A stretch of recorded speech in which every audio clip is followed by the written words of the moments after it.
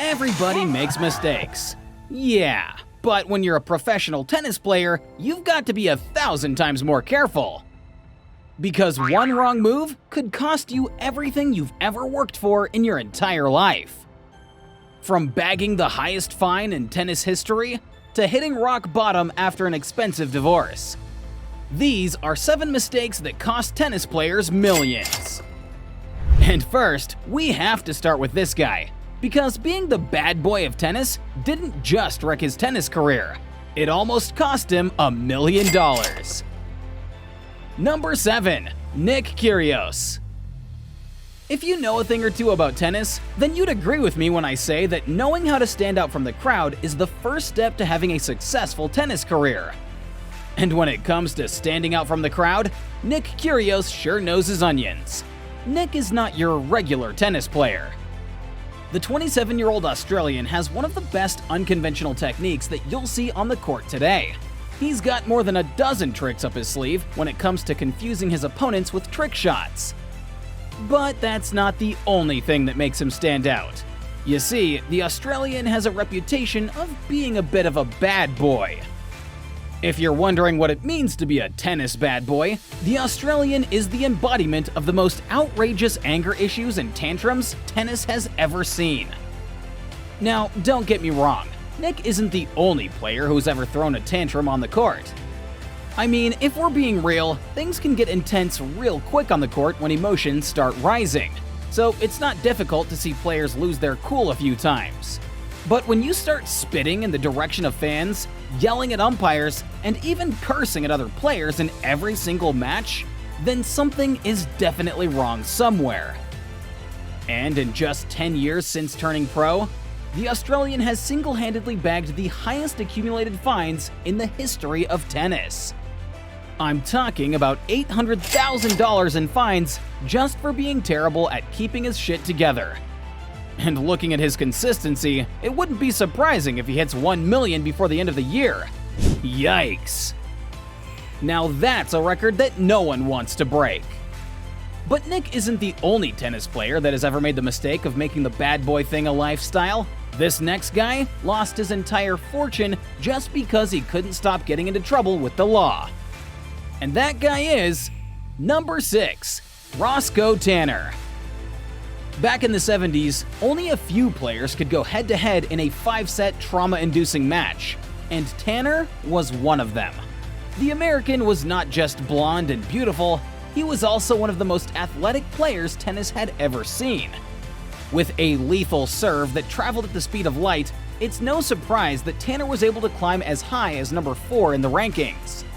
But what definitely does come as a surprise was his fall from grace that didn't just ruin his reputation, it also left him dead broke. You see, after an amazing career, the American banked $1.7 million in prize money by the time he retired in 1985. But in the 2000s, the once promising tennis star lost his entire fortune to a series of bad decisions. It all started to fall apart back in 1997 when he first failed to pay child support, and that, folks, was the beginning of his downfall.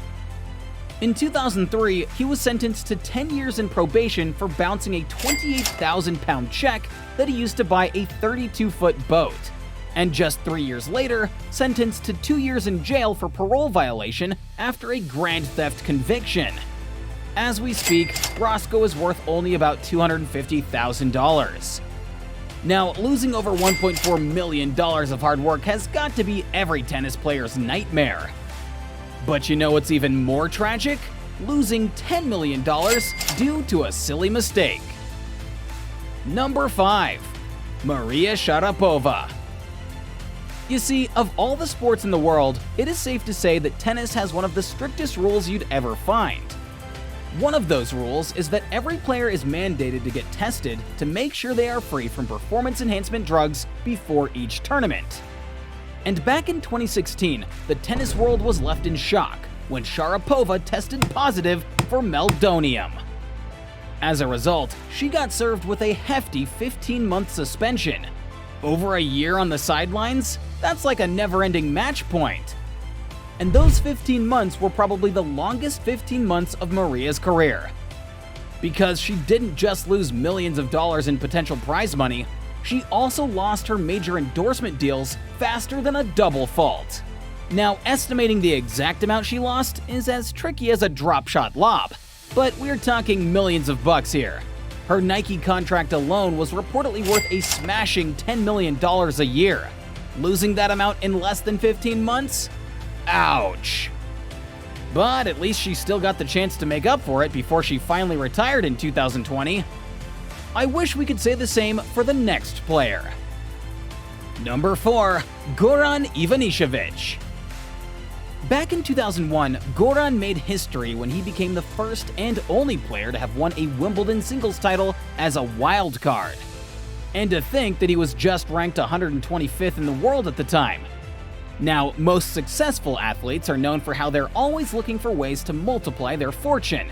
So after hanging up his racket in 2004 with a total of $20 million in prize money, Goran decided to multiply his earnings by investing in a construction company in his hometown. Sounds like a smart thing to do, right? Well, not when you put all your eggs in one basket. Because in just 1 year, everything went south. Goran dropped the bombshell that he was broke and facing the dreaded B word, bankruptcy. Dude went from millionaire to broke in less than a year. Now that is traumatic. But what if I told you that the next guy's only mistake was trusting someone that he loved? And that guy is number 3, Juan Martín del Potro. You see, Juan was a combination of everything all these other players lacked. Composure, speed, hard work, charisma. He had everything. He became the only man outside the big three, Federer, Djokovic, and Nadal, to win a major title between the 2005 French Open and the 2012 US Open. Unfortunately, the 6'6" player was forced to reconsider his career after a string of injuries. But it wasn't until 2022 that the Argentinian officially retired after accumulating $26.7 million in prize money. Now, here's where things get a little awkward. You see, Del Potro's dad was also his manager, and he trusted him so much that he put him in charge of all of his accounts and investments. But little did he know that that was going to be the biggest mistake he had ever made. Because last year, it was alleged that his father Daniel had stolen over $30 million from him before he died in 2021.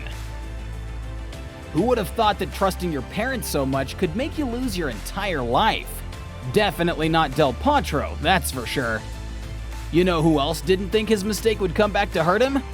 This guy. Number 2, Boris Becker. Let's be real. Becker is one of those players that never needs an intro. I mean, the German became the youngest winner of the men's Wimbledon title at just 17 in 1985, a record that still stands till this very day. Over his 15-year career, he won 64 titles, including 6 Grand Slams, and $166 million in career earnings. Now that's enough money to build an empire. But instead of focusing on building his fortune, he made a mistake that turned out to be the start of his downfall. You see, back in 2000, Barbara, Becker's wife, filed for a divorce after she found out that he had knocked up a waitress. And the result? Barbara got a $14.4 million compensation, their mansion in Florida, and custody of their 2 children. It was from this very moment that everything started to go south for Becker. First, he lost over $1.6 million after investing in a tennis channel, and then lost another $15 million after a failed investment in a Nigerian oil and gas company. And to top it all off, Becker had a very terrible spending habit despite evading over $5 million worth of taxes.